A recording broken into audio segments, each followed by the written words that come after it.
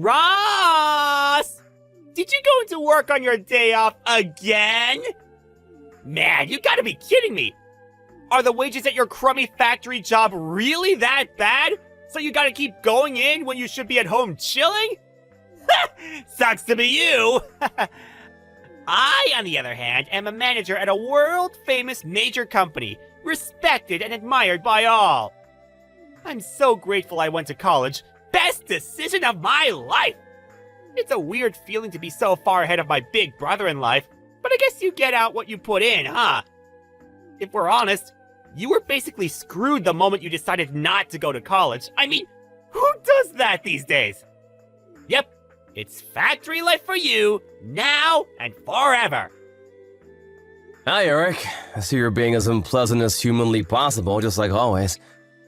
You don't mince your words, huh? Things are crazy busy right now because we're going through the busiest period of the year. That's the only reason I came in on my day off. Nothing to do with needing the money. I wanted to help. We may be a small-town factory, but things have been going really well ever since we landed the patent on those new medical devices. Our brand's becoming more well-known by the day. My salary's not exactly shabby. I see! Anyway, where do you think the money to put you through college came from in the first place? You think it fell from the sky? I thought it came from the insurance money from when Mom and Dad died in the car accident. How many times are you gonna ask me the same crap? Until you understand it, which sadly seems like it could take a while. How many times do I have to tell you the payout from the crash wasn't that big?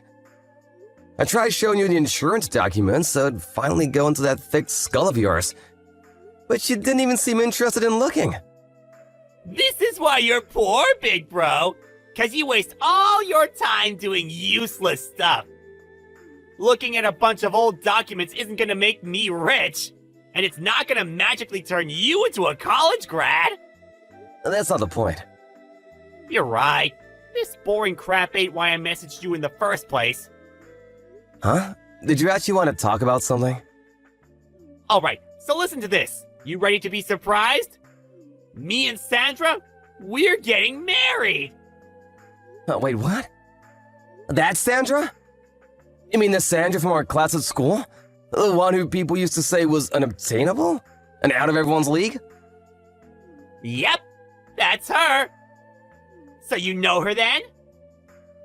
Even though you're 10 years younger than me. That's weird. One of my classmates in middle school is related to her. I don't know her myself, though. I see. Well, if you know her, this should go a lot quicker than I expected. Did you know that her family are the biggest landowners in town? And how it's basically said that they run the place? I had heard rumors. You know how things get around. I heard that her dad's the head of the family right now. But his health isn't what it used to be, so either Sandra, or whoever Sandra marries, is set to inherit the position and take over as Don. Is that right? Bingo! I managed to bag myself the daughter of the most powerful family in town! That's why I'm cutting you out of my life! Excuse me? I'm confused. How are we getting from A to B here? What? Think about it! Can you imagine how embarrassing it's gonna be for me to explain to my rich new family that my big brother doesn't even have a college degree? Embarrassing? Living in poverty and destitution with you was also a big factor in my decision. I've been desperate to get away from all this, and away from you, for a long time now. That's why, as soon as I landed my job, I moved out and got my own place, alone. I just had to get some distance between us before I cracked up. Living in poverty and destitution? Come on, Eric, that's not fair. Look, I know the period just after Mom and Dad died was rough, but things got better after that. I did my best to give you everything you needed. Nope! You're missing the point. I'm talking about way before that. Your life was an epic dud at the point you decided not to go to college. That's where me and you, we parted ways, even if we were still together physically. You know, the people you associate with in life are important. Right, bro? We influence each other. And I can't risk being influenced by a loser like you a second longer. My marriage to Sandra will be the beginning of my glamorous new life of celebrity and luxury. I'll be loved, admired, and adored by all. Signing autographs will be a daily occurrence. I can't wait. You're nothing but an eyesore getting in the way of my bright, promising future. Your very existence is jeopardizing my shot at true happiness. I see. I did kind of get the feeling you were looking down on me for a while now, but I had no idea you hated me this much.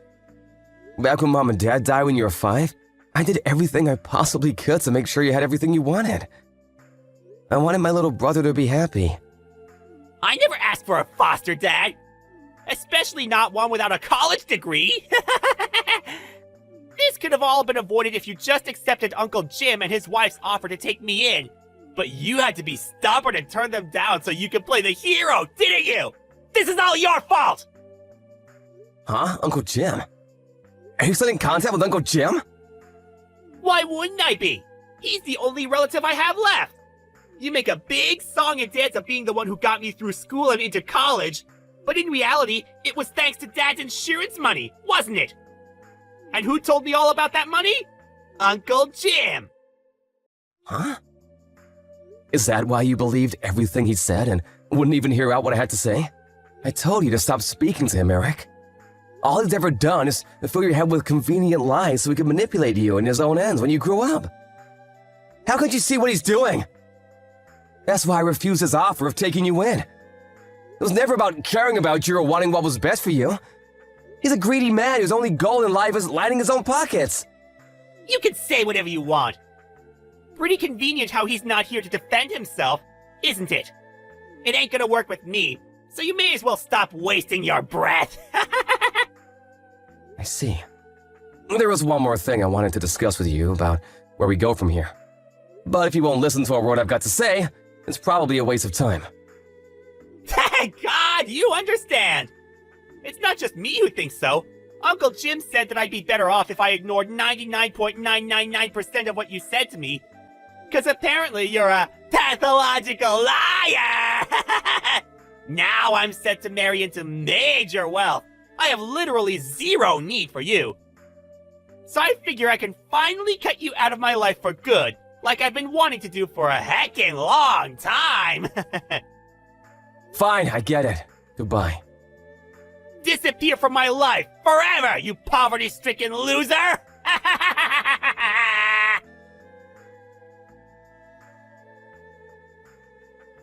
Hey, Ross, you got a minute? Good evening, Ginny. How's it going? Is this about what we talked about before? No, it's about something else this time. Have you heard about your little brother's engagement? Huh? Oh, that. Sadly, yes, he was bragging about it a few days ago. Oh yeah, I totally forgot. You and Sandra are related, aren't you? I remember hearing that. Yep, you heard right. We're second cousins. Look, Ross, there's something I think you should know about this engagement. What is it? I'm just gonna come straight out with it, no matter how weird it might sound. Your little brother Eric's involved in a plot with your Uncle Jim and his wife. Huh? I happened to see Eric drinking with his friends at a local bar. I think he's a regular there. I've seen him a few times before, too, if I'm not mistaken. Anyways, it seemed like he was celebrating something, and he got blind drunk. I don't make a habit of eavesdropping on people, but he was so loud I couldn't help it. He said some things. I want to tell you everything, but I'd rather do it in person. Can we schedule a meet sometime? You're free tomorrow afternoon? Yeah, it's my day off tomorrow. I'll leave the time and place to you. Alright, thanks, Ross. I'll message you tonight with the details as soon as I've decided on somewhere. Got it. Thanks for taking the time to meet today, Ross. Not at all. I should be the one thanking you. I'm so sorry for all the trouble my brother and uncle have caused you. You haven't done anything wrong, Ross. You don't need to apologize to me. But as for the matter at hand, it seems like the Three Stooges are preparing to put their little plan into action soon.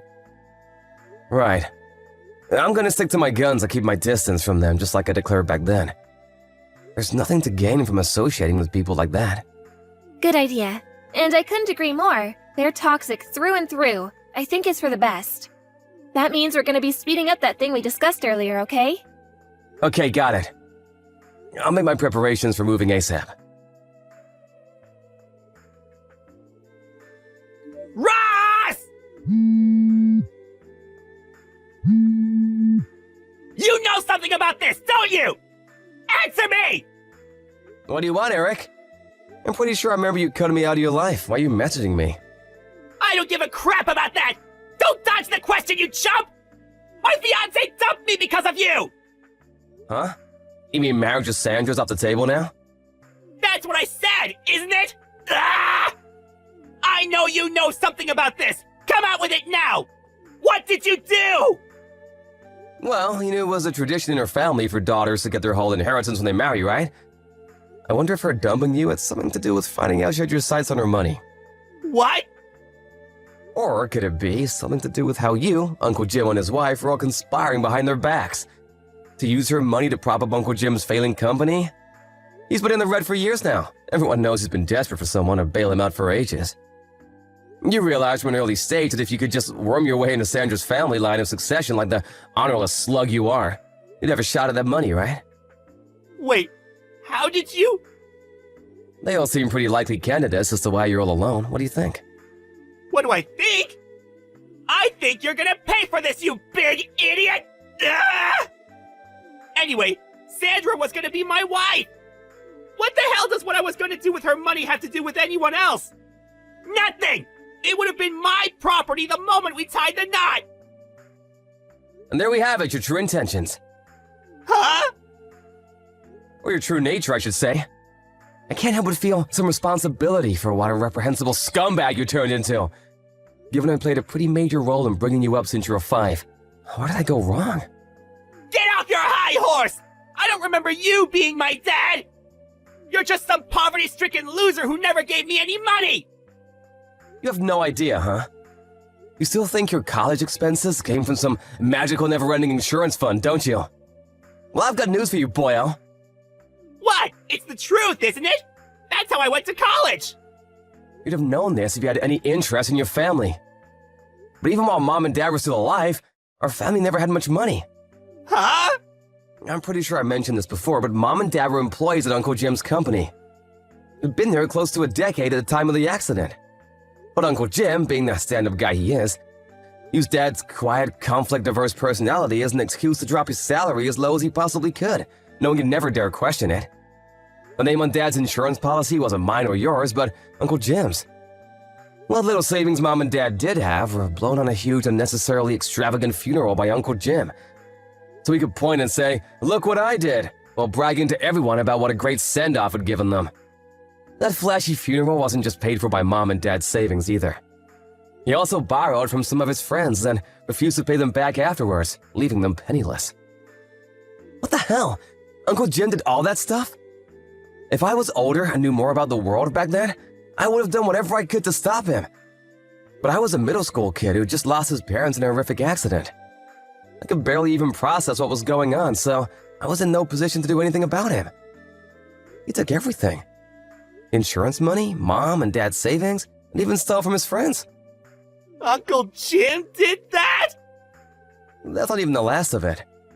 After that, I caught wind of his plan to take custody of me and you so he could exploit us as free labor at his company one day when we were old enough to start working. Knowing what he was like, I was sure that was his aim. And I was willing to stop at nothing to prevent him getting his way. He'd taken everything by this point. There's no way I was going to let him turn us into slaves. But then you grew up, went out into the world. Developed ideas and desires of your own, and, well, you did what you did. I was never going to be able to control you forever, and that's where we are now. How could this be? No. No. This can't be happening. This isn't the first time you've done something like this. The signs have always been there. You should have known back then when you looked down on me and wouldn't listen to a word I said, even back then. And you know what? There was a part of me that had my suspicions. But I didn't accept my own little brother thought so little of me. I mean, who would? Wish I'd noticed sooner. But I deluded myself with a comforting lie. Ross. But you're an adult now. It's time for you to decide on your own what kind of life you want to live. For you to make your own mistakes and to suffer the consequences of them too. What? On my own? I won't be there to get you out of trouble anymore, Eric. Ross! No! Please! Ross! I got fired! Or rather, they're letting me jump on my own before they push me! I just found out that my company and Sandra's dad's company are just about to enter business negotiations to become long-term trading partners! My boss said it would be bad for the company to have someone like me around at such an important time! He basically said if I didn't resign, they'd fire me! I had no choice! I thought you'd come and help me, so I gave all the higher-ups a good verbal dressing down! I really gave him one form, then slammed my resignation papers down on the desk! But, Ross, where did you go? When I asked Mavis, the next-door neighbor, she said she saw you packing your things into a moving van over a week ago! She said you also resigned from the factory in town a few months ago! Like, what the hell? Is it true? You never told me that! Ross, please, I'm begging you! Where did you go? Please respond! Help me! My situation is desperate! I'll do anything! Ross!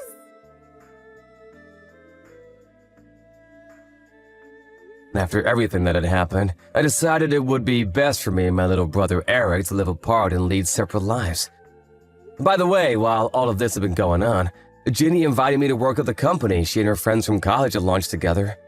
And with that, I switched jobs and became the head of their Seattle branch, where I played a major supporting role for Ginny. I'm super grateful for her, and honestly, she couldn't have invited me at a better time. I get reports on my brother from my old friends who still live in town from time to time. Apparently, things aren't going so well for him anymore. Last I heard, he was left with no choice but to move in with his Uncle Jim, whose true nature he was now fully aware of, and his wife in their cramped one-bedroom apartment. But Uncle Jim, being Uncle Jim, he was up to his ears in debt after his company finally went bankrupt of years of teetering on the edge. As anyone could have predicted, my little brother Eric was forced to clean up the mess by taking on the debt repayments. How does he come up with the money, you ask? By working 4 jobs, wow! Not only that, but he also owes Sandra a hefty sum in compensation for the attempted inheritance fraud they tried to pull. So he's engaged in the struggle of his life with no light at the end of the tunnel. Do I feel sorry for him? Not one bit. Actions have consequences. And it's time for him to face them like a man. This is the life he chose. As for me, my efforts to forge out a new life for myself are well underway. And I plan to apply forethought and moderation in all things. I'll never be an Eric. And you shouldn't either.